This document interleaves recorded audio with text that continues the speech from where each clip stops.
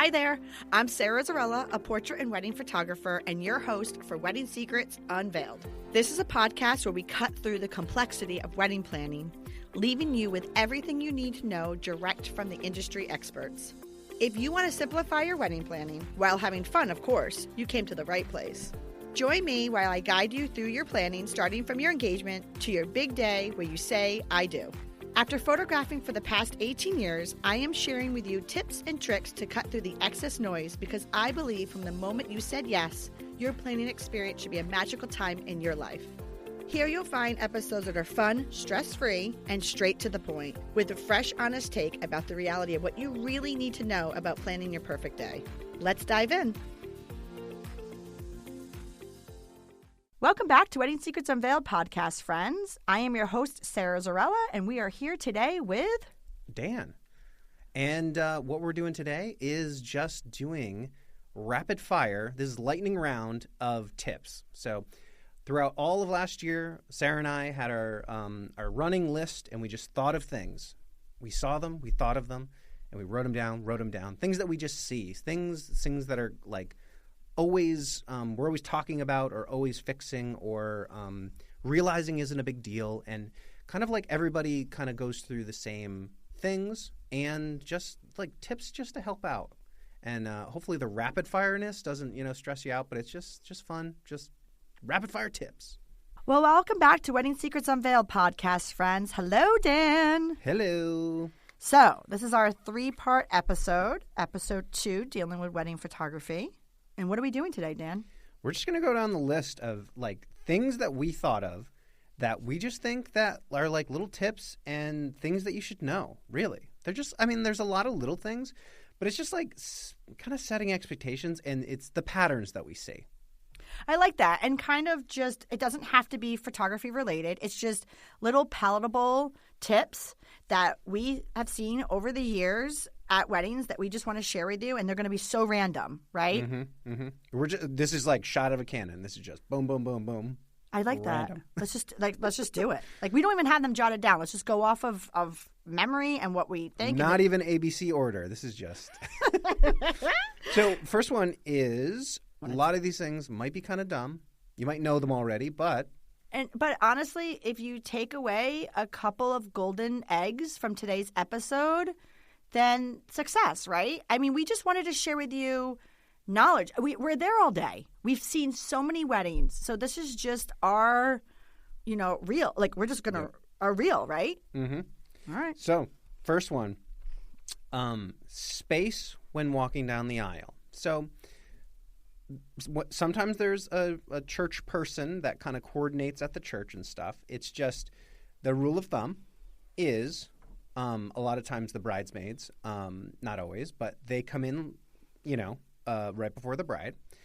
And I would say the general rule, you might correct me, but when the first person goes, when the music kind of starts, they get halfway down the aisle, the next person can start and go nice and slow. You should never get up to the back of the other person. So try to almost match their pace and look good while you're doing it. Right. And I like that. So don't look down, look good, smile. A, guests are seeing you. B, you're setting the tone of the wedding. Be happy, right? Mm-hmm. The main attractions coming behind you, AKA bride, groom, couple. You know what? Bouquets should be handled lower. Mm-hmm. So, a lot of people want to hold the bouquet up. Your elbow should be sitting at your waist, and it should be lower. So that way it doesn't hide your face, doesn't hide the details of your dress. So lower, and don't rush down the aisle, and make sure you don't crowd it. You don't go on top of each other. The photographer needs to take a picture, and the guests want to see you. And actually, just thinking about this, when you leave, do the same thing. Let the bride and groom go halfway down. Next people go halfway down. I know everybody is just like, oh, now we leave. But that's where the traffic jam usually is, now that I'm thinking about it. So, just wait for a sec. You're at the altar. You're letting them have their time. Then you walk down. Yeah. And you know what? It's a lot of times it's really important because the photographer wants to get your picture. The videographer wants to get some video coverage because this is your ceremony. This is the reason why we're there. Just throwing something else at you. Don't chew gum. nobody should be chewing gum, especially in the ceremony, let alone the entire day. I did make that mistake on my own wedding. It's something that I just beat myself up. I'm sitting there at the sweetheart table. You're watching this beautiful speech from my father, and I'm sitting there like chewing like a cow. Like, I mean, it's just like, what the hell? And like, and I'm not chewing my mouth open. It's just you're chewing. Like, just don't chew gum. But you want a fresh breath. So mints. Boom. Mints. Another thing I just want to throw this out there is no matter if you're having a unplugged ceremony or not, just silence your phones. And honestly, Dan, you take this one. What else should they do with their phones? Well, it's put it on. I would even not say silent. A lot of phones now have like do not disturb like completely. Right, but I was going to say take it out of the pockets. Oh, take it out of the pockets. Yes. So the kind of the style of suit pants is this slim style.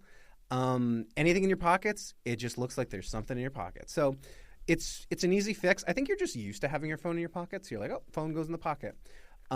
Jacket pockets. Right in the jacket, there's a pocket in there. Boom, phone's in there.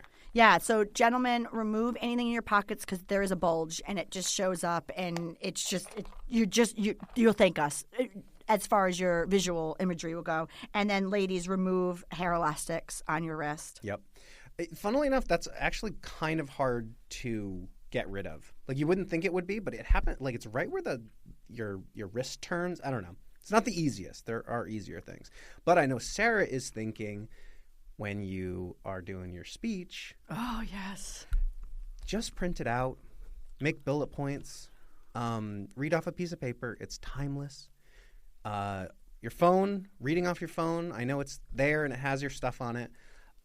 It just dates the image. Imagine like people not too long ago and they got their what's that Motorola one, that cell phone that everybody had, like that brick or like a flip phone or Razor. Oh, Razor. So now just throwing this out there, guys. I mean, even the iPhones are coming obsolete. Samsung just launched, I don't know if anybody's seen it, but Samsung just launched this phone that you open it up and it turns, have you seen this phone? It like folds out. Folds out to a screen this big, but yet you can close it and it looks like an iPhone on the top. Oh, yeah. We're gonna Google start that. seeing those. My dad has it. Yes. My dad is up on the trend. But anyway, point is, it dates your imagery, have electronics in it. It just looks stupid because you look like you're reading, like you look like you're looking at a picture. Yeah. It doesn't look good. And then there's also this cast light. So thanks for bringing that tip up. Yeah, it's something you don't think about. Your screen is a light source, and now you have like campfire light under your face. And that goes for vows. Like, don't read vows off of your phone. Yeah. But speaking of phones at ceremonies, the wedding that we just did last year, they did something at this wedding in the 20 years that we've been photographing weddings. I've never seen this, and you're probably wondering what I'm talking about. And I'm just throwing this out there, tip, take it. The justice of the peace or the priest, I forgot if it was indoors or outdoors at either a ceremony at the church or a venue. I don't remember. But anyway, he told everybody to take their phones out, okay? Mm-hmm. And he says, and take a picture of you guys. So everybody took selfies. And he's like, and now text it to the bride and groom. Right? So kind of cool, right? So the bride and groom is going to have all these awesome pictures of everybody that they love on their wedding day, a selfie, right? Right before they're about to do something so important. And then he says, now guys, put that cell phone away and shut it off. Yeah. Well, we also do that when like if we're doing like family pictures or like formals or something, people always try to sneak in with their phone. And it's the worst with kids. They don't know where to look. Grandma's holding a phone. Oh, I'm going to look over there. So I usually go like, take your picture first. I kind of do the same thing, actually. Take your picture first. All right, cool. Let me have a second here. Yeah. Because people don't know where to look, and then it's going back to culling. A part of culling is to like, go through 50 pictures of all the groups of formals, and you got to figure out who's not blinking, who's not looking, who's whatever. Turn the right way. But yeah, kids, they look all over the place. Or the parents look at the kids. A lot of times that's a bad culprit. You're like, just look forward. I'll get the attention of the kid. I like that. Yep. All right. Also, too, make sure you hold your first kiss and ask your JP or priest to step out of the way when you're doing that. Yep. You don't want somebody's head in between you guys. And if you do it too quick, it's that much tougher to grab it. I mean, right there. But, the longer we have, the better we can get. Can I throw a completely random tip at you? For sure. All right, scissors. Every single person should have a pair of scissors in their hotel room when getting ready. That's on both sides. Okay? I can bore you with why you need it, but just know it. Well, it's like everything has a tag. Oh, I'll just rip the tag. Then you end up ripping something. Yep. There's packaging you have to open up. There's threads you have to. There's tags on veils. I mean, the list goes on of why everybody needs a pair of scissors. Also, too, don't steam your dress the day of. Unless you're hiring a professional steamdress, which that's out there. We've had a podcast of that. Do not steam your dress the day of. So a lot of you guys are probably thinking, like, I don't have the luxury of doing that. Like, so if you check in your hotel room, steam it the night before. If you are traveling or you're going from one place to the other, have somebody else steam that dress, have it on a hanger. You just do not be steaming because it's just more like just humidity to be putting in the room. It's also just time consuming, and you don't realize how long it's taking. There's just so much. I mean, already you have hairspray in the room, you have people in the room. It's just a really congested. Just stay away from steaming. You get little spots sometimes if you like tip the steamer too much or go in one spot a little too much. Not good. Yeah, and also too, like your dress is going to get dirty the day of. Just know that. Yes, the bottom is going to get dirty. Regardless, if you're outside, even if you're somewhere that you think is clean, it's the bottom gets a little bit of stuff on it, and it's just something to think about. You know, you obviously think, oh, this dress is going to be pristine. It's just the second you wear it outside or anywhere, it's going to get a little bit. Right, and you know what, Dan? Like you said, it's going to get a little bit, and then there's those times where it gets completely dirty or like it's going to happen. I mean, on my wedding day, I know. I was going to say, you know nothing about that. I fell in mud, like legitimately fell in mud, face first. I mean, that's a whole other thing. But those little Tide sticks or wipes or whatever, those actually work really well. I know. So, had those Tide sticks, Dan, you always carry them at weddings that you photograph. I do too. But just know that in general, your dress is going to get dirty. And here's the thing, okay? We've seen a lot. We've seen just the bottom of the dress get dirty. We've seen very minimum. We've seen it full-fledged. No matter what, if it's full-fledged, then that's a whole other thing. And, I like I said, my entire dress, I had a silk dress. It was all dirty, but that's a whole other thing. But if it's just a couple of spots here and there, no one's looking at your dress in that detail. They're looking at your dress, of course. They're looking at you, but they're not inspecting your attire the way that you would. And if they are, shame on them. Yeah, right. Yep. Veil weights. A lot of times here in New England, we have couples that are getting married on the water, very windy. Veil weights, Google them. They are lifesavers. So another thing maybe for the people that are wearing suits, if you got a bow tie, if you got a tie, maybe practice a little bit. Bow ties, I mean, I can take it from experience. If I had to wear a bow tie for a thing, I would start practicing. Bow ties are actually really tough to tie, especially if they're not like a clip-on. I mean, I'm talking if they're not a clip-on. And just fun fact, I've seen a lot of people go, oh, I'm going to YouTube it on the day, which is totally fine. People YouTube it, and it's somebody holding a tie up, and they go, step 1, they flip it over. And you're like, all right, I got it. Step 2, they flip the other way. Yeah, okay, cool, no problem. So I'm all these videos, step 3 is like, whoop, boom, and they have a bow tie. And it's like, whoa, you lost me on step 3. It's kind of funny the way, like, these videos come out, and you're like, I don't get what just happened, but it became a bow tie in your video, and it's not a bow tie over here. And you know what? You're so right, because just don't leave it for the day of. I've seen so many men watch it, and it's not hard, but it's just like you're on the day of a wedding. The pressure's on, it's a pressure, and just don't leave it for that day. Practice before him. Also, and somebody might be like, oh, Dennis knows how to tie a bow tie. He knows how to tie a bow tie on himself. Can he tie it on somebody else, which is backwards? Yes. So, something to think about. Also, too, if you have Dan as your photographer, he can do this for you, but you don't always have a Dan. Learn how to pin flowers prior. Ask your florist how to pin them, and just learn how to pin them. Sometimes your florist will be there and do it. However, sometimes they're not there at the exact time when you need them, or they're setting up. I mean, all intentions are good intentions, or sometimes one person's missing, or maybe sometimes the lapel falls. Just learn to learn how to put your flowers on prior. That's all. Boom. Yep. And it's not that tough. And Sarah, what side does it go on? Ooh. Same side as the pocket. Yep. Same side as the pocket. And you know what? What side does the garter go on, Dan? Doesn't matter. Wow. Okay. That's what I was going to say. Doesn't matter. Also, too, speaking Why of are you sides, checking where the garters are? Well, people ask me that all the time. I'm just kidding. They ask me what side the garter goes on. Also, too, your ring. You will move your your engagement ring to your other side of your hand before your ceremony. Do that right before. Don't do that during. A lot of times, us women, we're not comfortable with the ring on the other hand. It's not molded to our fingers. Just move it to the other hand right before you're about to walk down the aisle. Also, too, jewelry. If you want to think about what side to put it on, you don't have to, but you know what? You might want to put it on the side of the hand that would be facing the aisle. Mm-hmm. So people get a little better look. Yep. Another thing I wanted to throw out there for you all, wind, okay? I know we talked about veil weights. Wind. If you are doing an updo or your hair down, just think about wind. Obviously, you can't control it, but if you're getting married on water or on a dock, it's going to be windy. Yep. So I would stay away from your hair down. Yeah, and another thing is if it's windy, and you have a veil, like the veil is going to get pulled by the wind, depending on how big it is.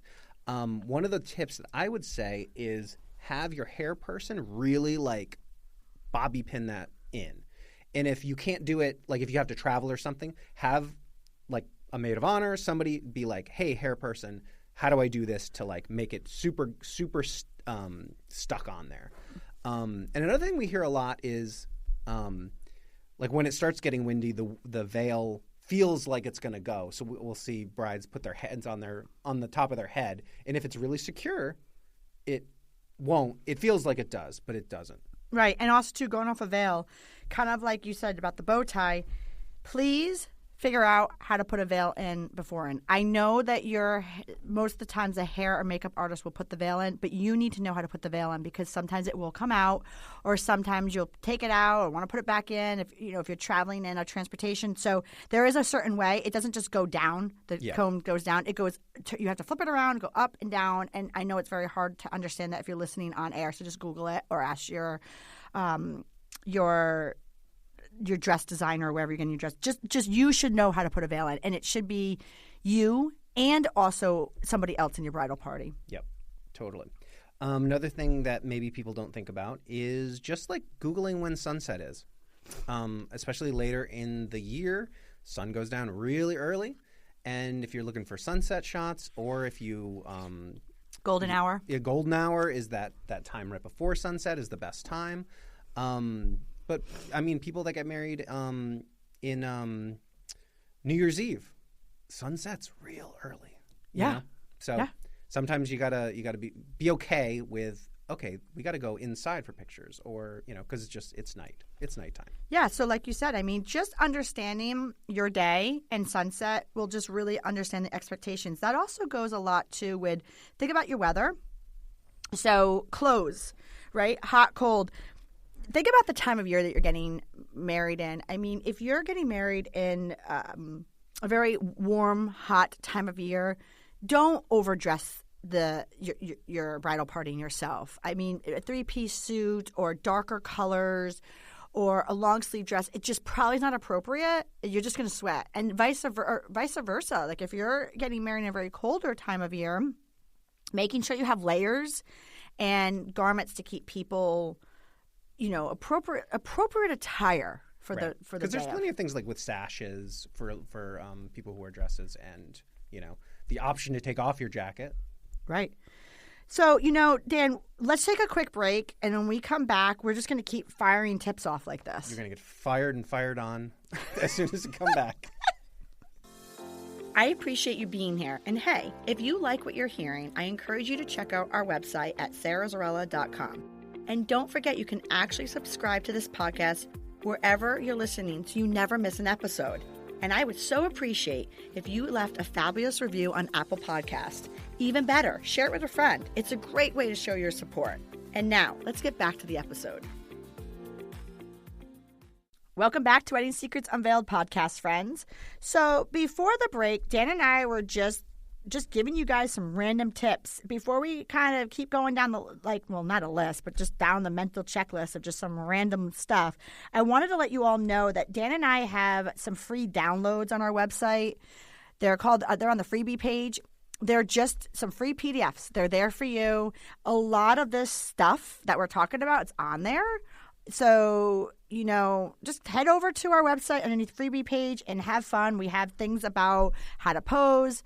We have things about what to bring to your wedding day. We also have freebies. I'm just trying to think right now. We have freebies of, I don't know. We just have freebies, okay? So just free stuff for you. All right, go ahead, Dan. Hit me with another one. So you're going to want to have a list, or at least in your mind. It's better if, we ask, what are the must-haves. But other things like it helps to just, think about it for a sec and say, wait, all of my college friends are going to be here. I should tell my photographer that, later on in the day, like later on in the night, would be great to get everybody together. A lot of times, it's actually like an insider trick that DJs actually love that. Because if they go, all the half the guests are the college friends, they go, make an announcement. They say, everybody come on to the floor and take the picture. And then everybody's on the floor and they jam right into some awesome song and they got everybody dancing. That's such a DJ thing. You know what I mean? It's like, we like a group shot. We help each other with that. Mm-hmm. So, yeah. So, definitely having a photographic must-have shot list. Just do it. You should be... Honestly, you should not be leaving anything by chance the day of your wedding. Which also, too, don't overschedule your family formals. Listen, okay? I'm just gonna tell you it the way it is, okay? Sorry. You are going to have photography exhaustion, okay? You're going to have center of attention exhaustion. Most people do not like to be in front of the camera. Most people don't like to be the center of attention. If you are someone that loves both, you will still have photography exhaustion. Also, too, you might not have the time. So be very particular about your family setups because it is your wedding day and you want these pictures. They're super, super important. But think about and be very smart with the combinations. Like, for example, I'm not saying that this is what you have to do. I'm just coming off my brain right here. Let's say you have a set of grandparents there. You can do couple with grandparents. Each person with one set of grandparent. You can do, grandparent generation shot. You could do siblings with grandparents. The list goes on, right? But, okay, here's the reality. We don't have time to do all that. And also, too, is your grandparents going to be able to stand that whole time? So maybe just everybody with grandparents. Or maybe just, whoever's grandparents it is with them. Just, again, see what I mean? You can do you can get what you want, but maybe in one combination. So another one would be, so if, this can go for brides and grooms. If you're getting ready photos done, have a team mentality of, hey, if the bride is getting ready over here, let's all kind of clean up over there. Maybe a little bit. I know it's cool. You want to have mimosas, you want to have this and that. Stuff is everywhere. Clothes are everywhere. Make it so there's one corner that is kind of clean. Yes. So, I love that. I always say that we're professional furniture movers because we're moving stuff. But listen, please have – I love that, Dan. That's good. Please have an area where you're getting ready, not just for brides, couples too, grooms, just clean. And if you happen to be somebody who has lighter colors, so sometimes it is the ladies or the bride, you really need to be getting ready where the makeup was not done. Mm-hmm. So a lot of times your makeup artist is chasing the window light, which is what your photographer is going to really want. Mm-hmm. You really need to have a clean space. So you're never going to get rid of that residue that's been sitting there, foundation, airbrush, or just foundation or powder. So wherever you're getting your dress on should not be where the makeup artist is doing your hair and makeup. That corner. Dan, I also wanted, speaking about makeup, I wanted to talk about makeup. Go on. Yeah. Oh, yeah. Leave time for your hair and makeup. Okay. So what I mean by that is, whatever time you think it's going to be or your makeup artist tells you, just tack on an extra like 15, 20-minute buffer. That actually goes for everything. Wherever you think you're going to travel that day, whatever it really does take you, just tack on extra time. It's your wedding day. What's the worst if you're early? What's the worst if you're early being dressed? So many things can happen that are unpredictable. So just leave an extra buffer in your timeline. It always takes longer to get somewhere. I know we've said this a lot before.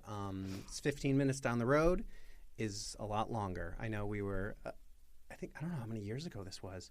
You were definitely there. We're like at the place. Everybody's on the trolley. We're going to go somewhere else. Me and Sarah are there. And where's everybody? Where's everybody? They went to the liquor store. They went to the liquor store. They had to go to the liquor store.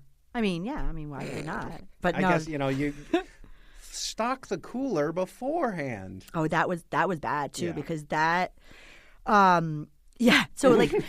so pit stops like that, right, really affect your wedding day in a domino effect, because Dan and I, we had a certain amount of time that we had to do their list of pictures, and then the venue had to get them in. And here's the thing, like the venue has to get you guys in to execute their intros, because therefore the kitchen is being executed. Like when I say like the kitchen has to bring out dishes that either hot or cold. Like I am not even going to burden you with that, but just like Dan said, like let's not do pit stops.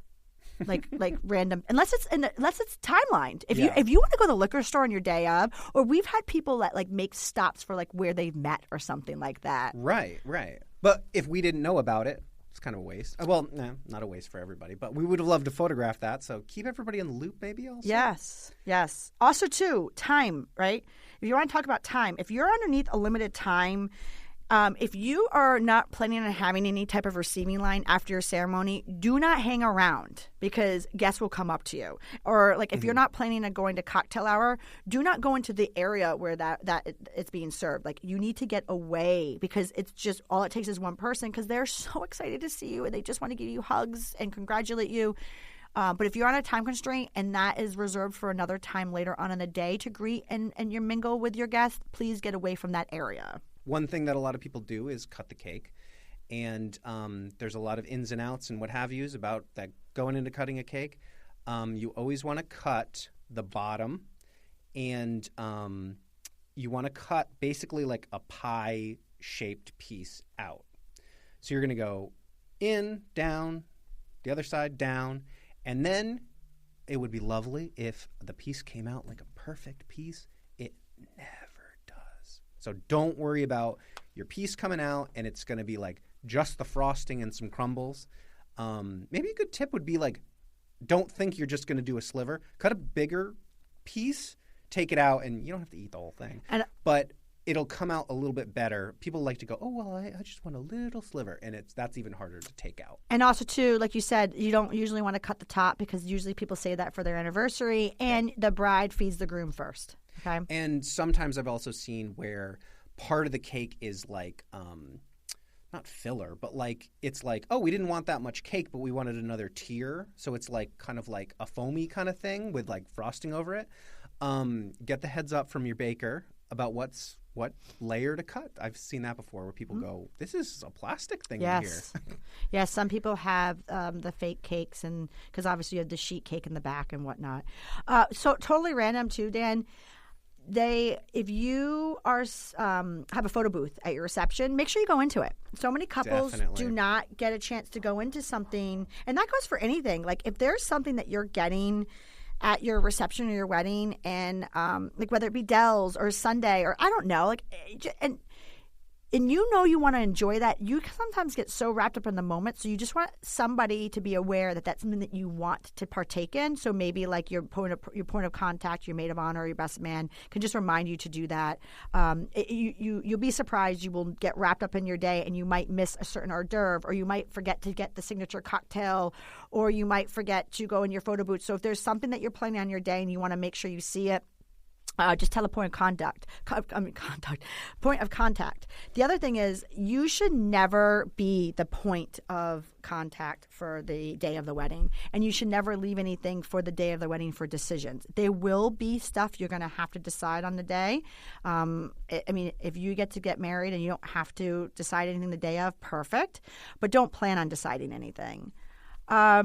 Another thing I was thinking of, Dan, is people need to have their rings with them beforehand. Yep. So when I say that, meaning like all 3 rings. So both your spouse and your wedding bands and your diamonds. So that way, as a photographer, we could take pictures of all 3. Prior. Because you're all going to go to the ceremonial location. That's where the time where people don't have to see each other, but they do the handoff. Now the rings are in the proper place, but they want to start where the bride is. Yeah, and also too, you can always have a runner, like somebody come and get the rings and bring it to you afterwards. But you just want to be able to have your photographer do all 3. Another thing is if you're self-conscious about any part of your body, like your arms, don't get a strapless dress.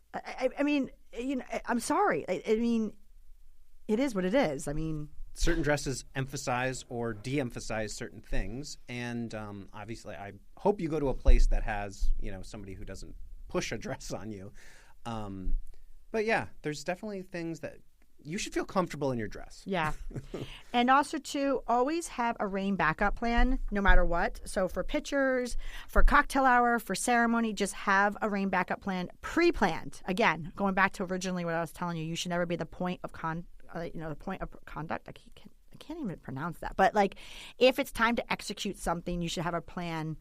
Also, too, and speaking of plan, detail appointments. A lot of times you all want to do your final detail appointments with your vendors sooner than the vendors can. And it's not that we're trying to be difficult. It's just that every vendor has a certain timeline of when they want to do your final detail appointments. Your vendors should always be there for questions. But like I know, for example, with Dan and I, we don't do our final detail appointment till about 3 weeks before because we don't want things changing. There's a reason and there's a method to the vendor's madness. So just be considerate of what your vendors need from you. It doesn't mean you can't ask things along the way, but a lot of times final detail appointments, you just have to be closer to your wedding day. And if you're trying to plan out how long you need coverage for, a good rule of thumb too is, I mean, for us especially, maybe not everybody, but photographers will say hey, once dancing starts, we need around an hour and a half to 2 hours of dancing.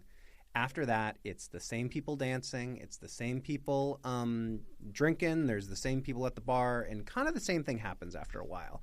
That is excluding if you're having some sort of send-off. Then you need somebody. I mean, if you want it covered, you need somebody till the end of the night. Yeah, and also, too, if you're having a special guest or surprise performance, some obviously. People do sing happy birthday or, yeah, you know what I mean? And somebody's birthday or something. We had a wedding where Cher impersonator was showing up. We have some weddings where, Santa came to one. Yes, there was one. And then, or culture, dancers. I mean, yep. But what Dan's talking about, and it's if it's just having a party and having a great time, which is the majority of what you want to do. Like you said, an hour and a half is good for dancing. Yep. Mm-hmm. Dan, how about, too, speaking of, timelines and whatnot, locations. So you can't go to all these different locations for your photos if your timeline doesn't allow it, or your venue. A lot of times, especially in this area of the country, there are some venues that the venue itself has a ton of spaces to cover.